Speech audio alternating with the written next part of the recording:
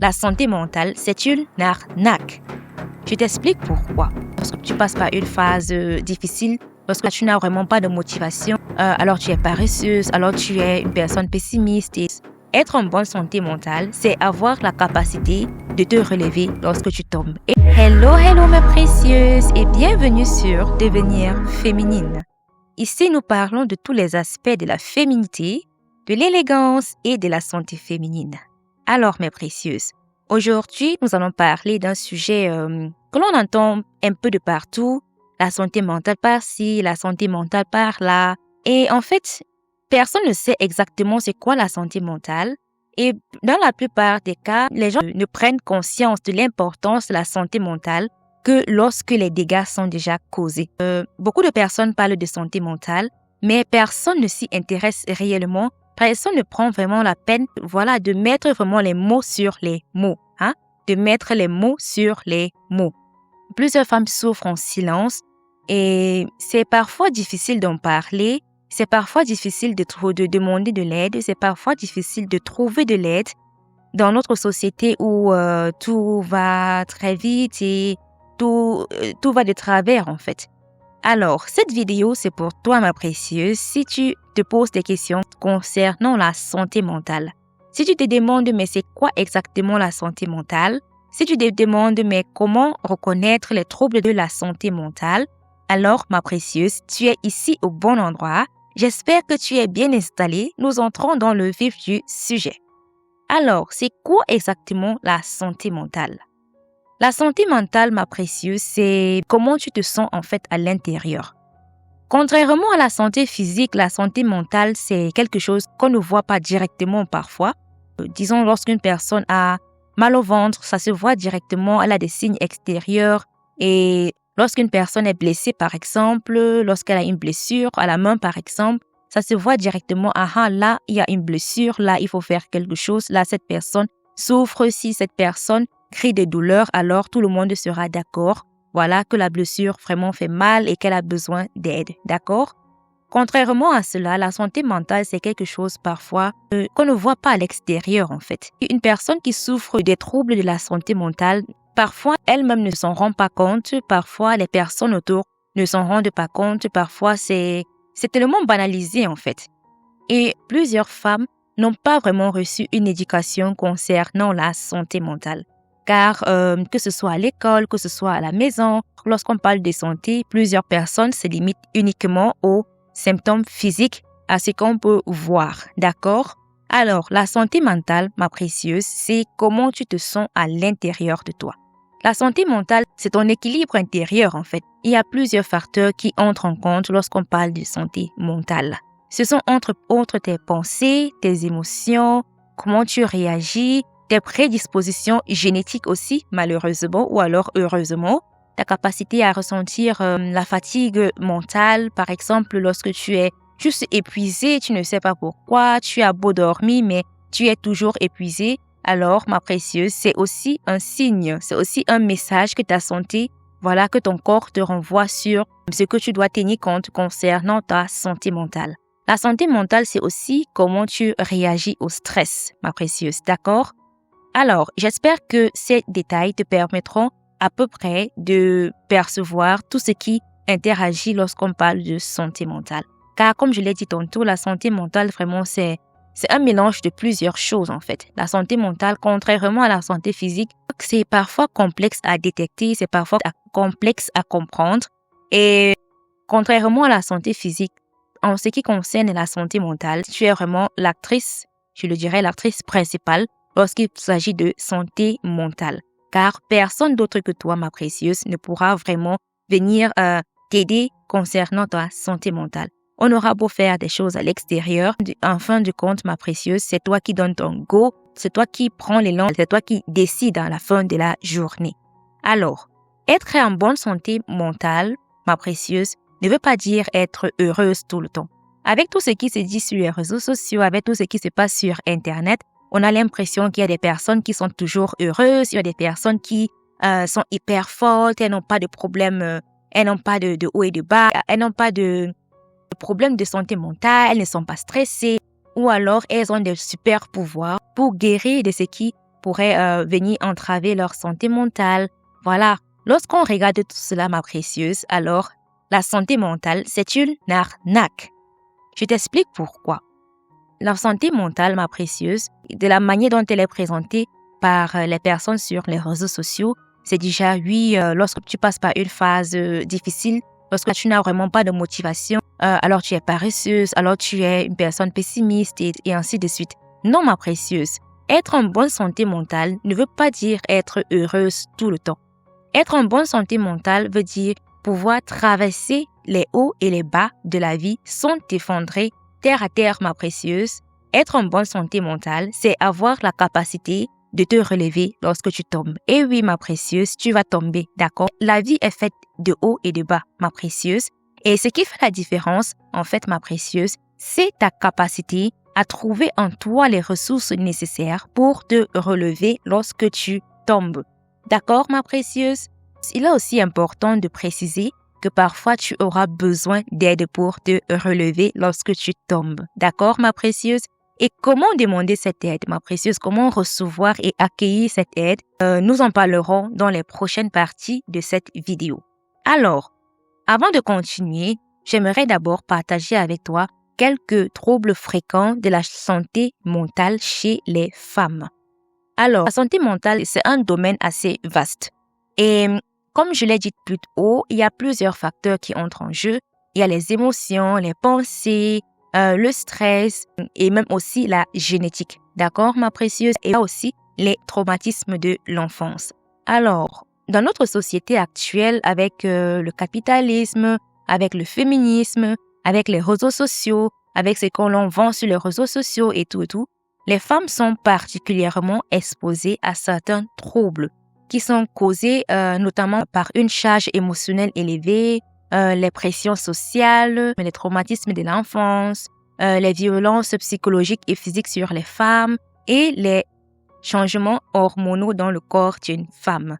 Et oui, ma précieuse, en plus de tout ce qu'elle peut subir comme pression extérieure, la femme aussi subit une pression de ses hormones en fait.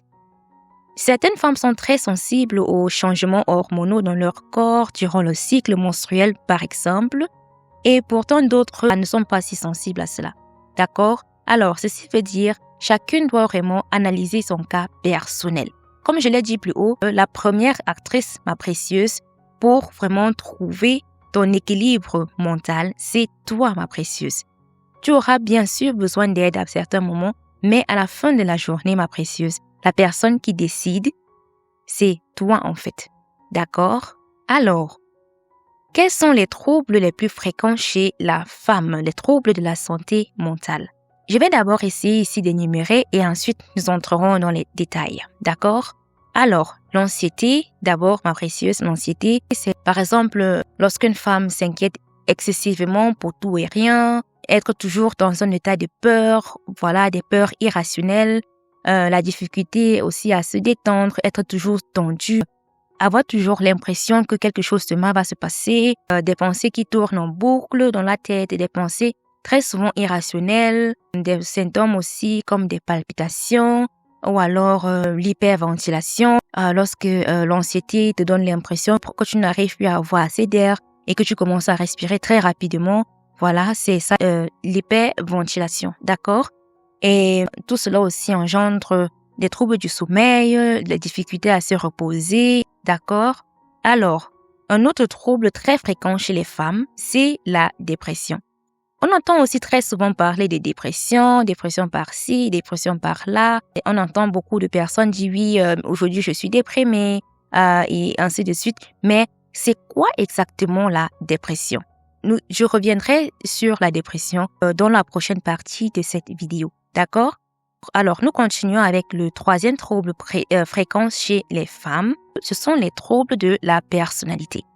Ce sont des troubles qui apparaissent aussi généralement dès le bas âge, d'accord? Par exemple, avec des traumatismes de l'enfance, les blessures de l'enfance. Par exemple, un manque de sécurité affective lors des premières années de l'enfant. Et ces troubles de la personnalité se traduisent par exemple par une grande instabilité émotionnelle. Par exemple, une femme qui change d'humeur à chaque seconde sans raison en fait. par exemple, quitter de la joie à la tristesse sans raison apparente, sans raison rationnelle. Ou alors, lorsqu'on a peur de l'abandon, ou alors lorsqu'on a des problèmes de confiance en soi. Bref, vraiment, c'est aussi quelque chose d'assez vaste, d'accord? Dites-moi en commentaire si vous aimeriez que nous développions ce point. Alors, pour comprendre ces blessures, pour comprendre ces troubles, je vous invite vraiment à lire le livre de Lise Bourbeau, Les 5 blessures de l'âme. Ce livre-là vous permettra de comprendre l'origine en fait de vos troubles. Dans la plupart des cas, ces troubles se forment déjà dès les premières années de l'enfance en fait. Donc vraiment, c'est quelque chose d'assez sérieux, d'assez profond. Lorsqu'on parle de santé mentale, c'est vraiment quelque chose d'assez profond en fait. Et c'est dommage de voir à quel point de nos jours tout cela est banalisé. On entend parler de santé mentale à tort et à travers, sans que personne vraiment ne prenne la peine d'expliquer en fait en détail, de dire vraiment ce qui est important. D'accord? Dans de prochaines vidéos, nous parlerons de ces aspects de la santé mentale, voilà, des troubles de la personnalité. Nous parlerons aussi de la dépression encore plus. Nous parlerons des blessures de l'enfance. Voilà quoi. Dites-moi en commentaire quels sont les thèmes que vous aimeriez que nous abordions. D'accord? Alors, lorsqu'on voit par exemple des femmes qui manquent extrêmement de confiance en elles, on se demande, mais c'est facile, il faut juste des affirmations positives et ça va aller et tout. Et pourtant, le trouble est plus profond que ça en fait. Alors, dites-moi en commentaire quels sont les thèmes que vous aimeriez que nous abordions dans les prochaines vidéos concernant la santé mentale des femmes. D'accord, mes précieuses? Alors, j'espère que jusqu'ici, je me fais comprendre. Alors, on continue avec la dépression. Comme je l'ai dit plus haut, maintenant nous allons nous concentrer sur la dépression. C'est quoi la dépression? Comment reconnaître la dépression? Et comment trouver de l'aide en fait?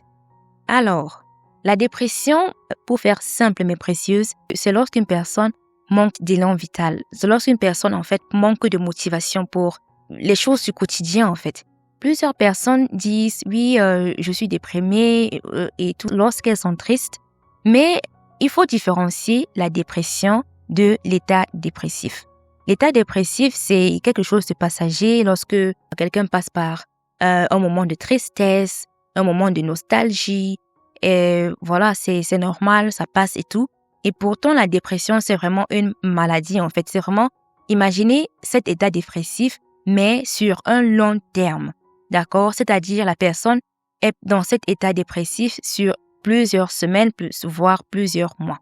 Et après, ces personnes parfois reviennent dans un état, disons un état normal, ou alors elles ont une phase de manie. Quand est-ce qu'on parle de manie? La manie, c'est vraiment le contraire de la dépression en fait. Vous voyez, une personne qui manque de motivation pour les choses du quotidien, c'est une personne déprimée, c'est une personne qui souffre de dépression. Et une personne qui souffre de manie, c'est lorsque la personne elle a toute la motivation du monde. C'est une personne qui va aller à pied sur la lune. C'est une personne qui a des objectifs surdimensionnés. C'est une personne qui a tellement d'élan, qui a tellement de motivation pour les choses assez extrêmes. Voilà. Et ce qui est intéressant entre la dépression et la manie, c'est que c'est deux faces d'une même pièce, d'accord? Et cette pièce s'appelle la bipolarité, d'accord? La bipolarité, c'est aussi un trouble mental très grave, mes précieuses. Ce trouble est encore plus grave, encore plus dangereux, car c'est un peu comme des montagnes, en fait. Et une personne, elle a sa phase de manie, ça monte, elle est vraiment très motivée et tout. Et après, quand la phase de manie redescend, c'est vraiment comme une descente aux enfers. Elle descend très rapidement dans la tristesse, dans l'anxiété, dans l'angoisse, dans les troubles. Et c'est vraiment... Vous voyez un peu la courbe qui monte, c'est la manie et après ça redescend très rapidement. Vous voyez un maths quand on avait le repas avec l'axe des l'abscisse et les ordonnées, il y avait une courbe qui montait et après ça descendait, ça traversait le zéro et ça redescendait dans les moins là. Voilà, c'est un peu ça la courbe de la vie d'une personne qui souffre de bipolarité, d'accord? Et c'est important de vraiment d'observer la personne sur une période de temps assez longue pour déterminer si c'est la bipolarité ou est-ce que c'est juste de la dépression, d'accord? Car si c'est juste de la dépression, c'est-à-dire juste une face de la pièce, alors le traitement sera différent d'une personne qui souffre de dépression et de manie, d'accord? car lorsqu'elle est surmotivée, il faudra aussi trouver un moyen de faire redescendre cette personne sur terre. D'accord? Alors, j'espère que jusqu'ici, je me fais comprendre. Alors, revenons sur la dépression. Comme je l'ai dit plus haut, la dépression, c'est lorsqu'on manque de motivation de vie, en fait. Une personne, par exemple, qui est dans une phase de tristesse prolongée, une personne qui perd de l'intérêt même pour les choses qu'elle aime, en fait. Voilà, vous avez par exemple votre proche qui aime, qui aime jouer du basket et vous observez qu'avec le temps, elle perd ce plaisir à jouer du basket ou alors à faire cette activité qui normalement lui fait plaisir, normalement lui fait du bien. D'accord? Une personne, par exemple, qui est toujours fatiguée, qui manque de motivation pour les choses du quotidien, par exemple, qui manque de motivation pour se lever le matin, qui traîne au lit, après une longue nuit, n'arrive toujours pas à se lever le matin, une personne qui a des insomnies mais sévères la nuit, qui n'arrive pas du tout à trouver le sommeil, une personne qui normalement a un bon appétit, qui perd subitement aussi l'appétit.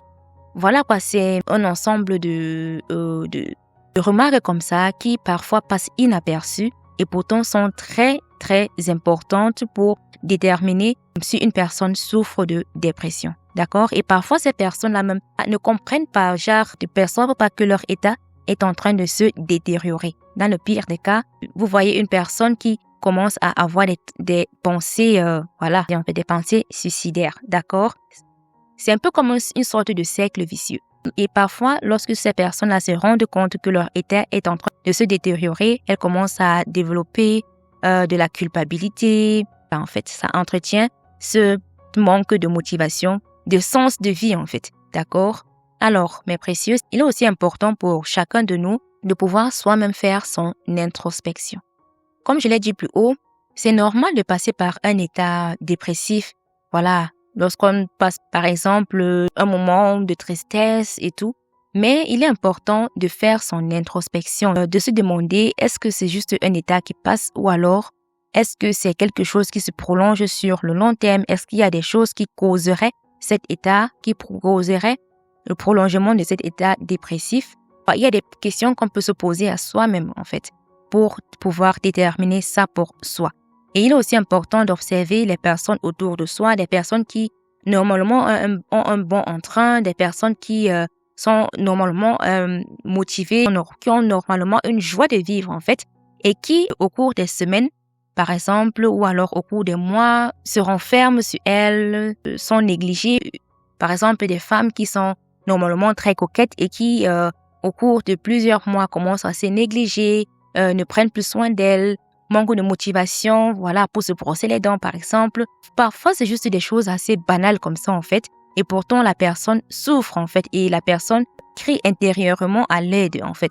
Et il est important de pouvoir déterminer, déjà, comme je l'ai dit plus haut, pour soi-même et de pouvoir aussi déterminer cela chez d'autres personnes. D'accord? Alors, en résumé, une petite checklist, c'est par exemple lorsqu'une personne ne ressent plus du plaisir, une personne se sent vide, épuisée ou alors se sent inutile, ne trouve plus de sens à sa vie, a du mal à se lever le matin, a du mal à se projeter même dans ses petits projets, dans ses grands projets, a du mal à se faire confiance, ne trouve vraiment plus de goût à rien en fait. Une personne qui est toujours insatisfaite et qui manque de motivation pour la vie en fait.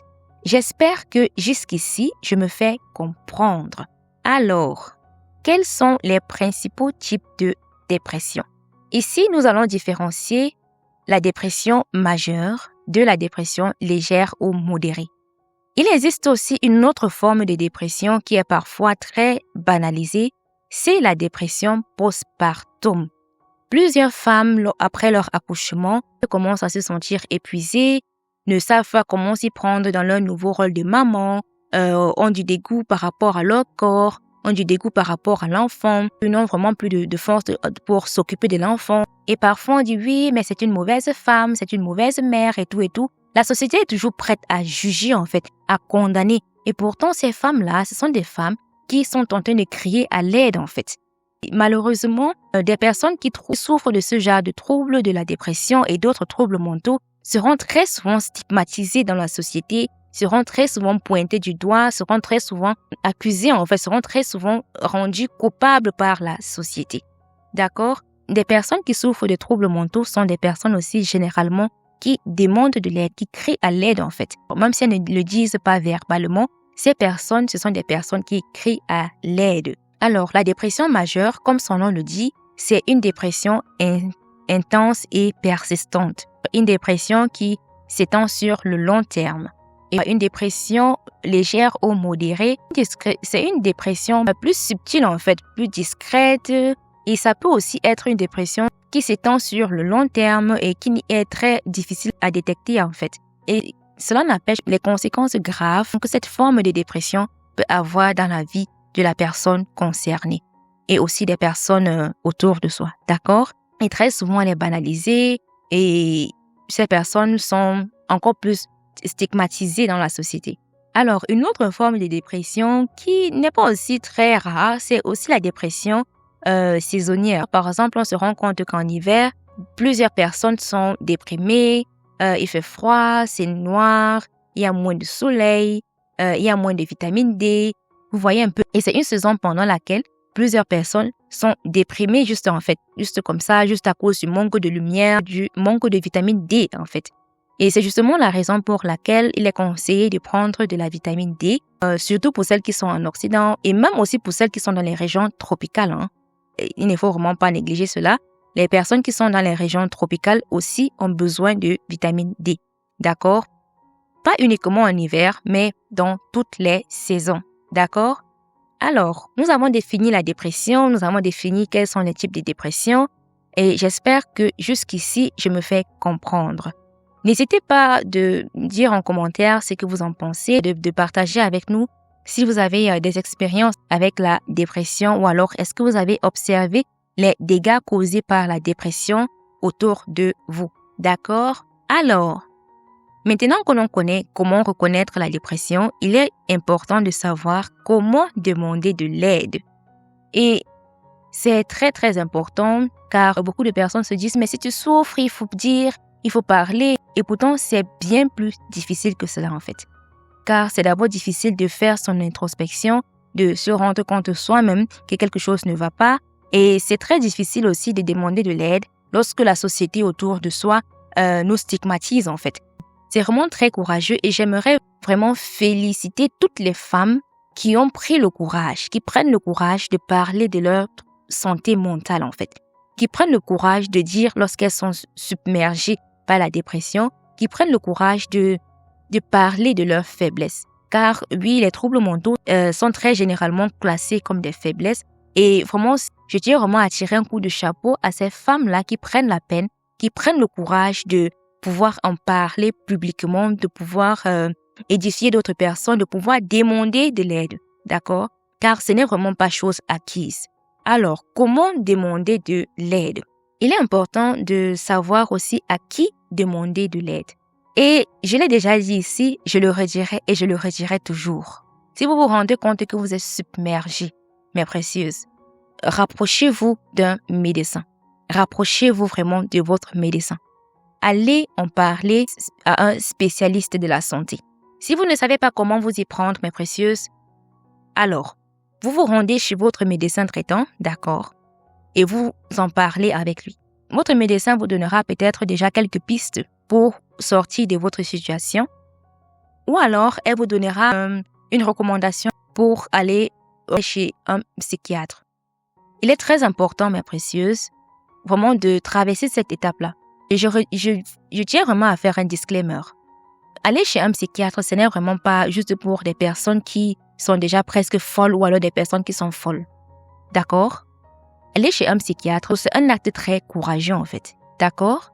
Alors, rapprochez-vous de votre médecin, un psychiatre ou alors un psychologue. D'accord? Pour les femmes, par exemple, qui ont la dépression postpartum, parlez-en à votre sage-femme. Surtout si, par exemple, c'est votre première grossesse, vous ne savez pas encore comment ça se passe et tout, parlez-en à votre sage-femme. Elles sont expérimentées en fait. Vous pouvez aussi en parler à une personne de confiance qui est bienveillante. Je tiens ici vraiment à insister sur bienveillante, car Beaucoup de personnes, lorsqu'elles passent par la dépression, sont tentées de se réfugier dans des choses plutôt néfastes, quoi. Par exemple, les drogues, par exemple, la cigarette, la boisson, le sexe, la nourriture, bref. Et si vous en parlez à de mauvaises personnes, ces personnes-là vous aideront à vous enfoncer encore plus loin, en fait. Ceci dit, il est important de trouver des personnes bienveillantes avec qui en parler. D'accord, mes précieuses? Et c'est justement la raison pour laquelle notre communauté Devenir Féminine existe, en fait. Ici, vraiment, nous sommes des femmes bienveillantes et Devenir Féminine veut vraiment être cet endroit-là où chaque femme se trouve vraiment libre de pouvoir s'exprimer dans sa féminité, de pouvoir guérir, de pouvoir devenir meilleure version d'elle. D'accord? Alors, mes précieuses, il est important d'en parler. Il est important d'en parler, d'accord? Et il est aussi important d'arrêter de culpabiliser, en fait. De culpabiliser d'avoir de la dépression, de culpabiliser d'avoir un trouble mental. Plusieurs personnes te diront, mais oui, tu as tout, tu es en bonne santé, mais pourquoi est-ce que tu es triste tout le temps et tout? Non, mes précieuses, arrêtez de culpabiliser. C'est vraiment très important d'arrêter de culpabiliser et de comprendre que vous aussi, vous méritez qu'on vous aide. D'accord, mes précieuses? Alors, quand est-ce qu'il faut demander de l'aide? Ici, je te conseillerais toujours de commencer par ton introspection. Commence d'abord par te poser à toi-même des questions importantes. Des questions du genre, comment est-ce que je me sens à l'intérieur de moi? Comment est-ce que je me sens réellement? Comment tu te sens lorsque personne n'est là, ma précieuse? Comment est-ce que tu te sens lorsque tu n'es plus obligé de porter ton masque social? Comment est-ce que tu te sens lorsque personne ne te regarde, lorsque tu es seule dans ton lit le soir, ma précieuse? Il est important de te poser cette question et il est important de te demander pourquoi est-ce que tu te sens mal. Étant clair avec toi-même, tu énumères les raisons pour lesquelles tu es triste. Et si tu ne trouves pas des raisons, donne-toi le temps de trouver des raisons, d'accord? De trouver vraiment ce qui te rend triste en fait. Alors, lorsque tu te rends compte de cela, commence un peu à regarder, est-ce que tu as toujours autant de plaisir dans tes hobbies? Lorsque tu te rends compte que même tes hobbies, tu n'as plus de plaisir à les faire, même juste pour te lever le matin, c'est difficile, pour prendre soin de toi, pour faire ta skincare routine, c'est très difficile, pour prendre soin de tes cheveux, de ta peau, ma précieuse, il est temps que tu demandes de l'aide, d'accord? Il est temps que tu prennes les choses en main et que tu demandes de l'aide. Et comme je l'ai aussi dit plus haut, à la fin de la journée, ma précieuse, c'est toi qui décides. Beaucoup de personnes auront beau aller consulter, aller chez un psychiatre, avoir des rendez-vous chez le médecin et tout, parler à des personnes, à des coachs et tout.